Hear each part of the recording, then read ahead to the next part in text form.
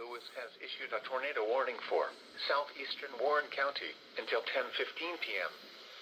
At 10:36 p.m., a tornado-producing storm was located 5 miles south of Truesdale, or 5 miles south of Warrenton, moving northeast at 55 miles per hour. Expected hazards included a damaging tornado. Tornadic debris has been confirmed by radar. The following impacts are expected. Flying debris will be dangerous to those caught without shelter.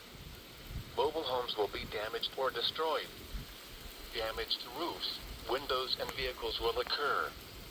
Tree damage is likely. This tornado will be near Innsbruck, Warrenton, and Truesdale around 9:40 p.m. Wright City around 9:45 p.m. Other locations impacted by the tornado include Forrestal. Move to an interior room on the lowest floor of a well-built building away from windows. If you are outdoors, in a mobile home, or in a vehicle, move to the closest substantial shelter and protect yourself from flying debris.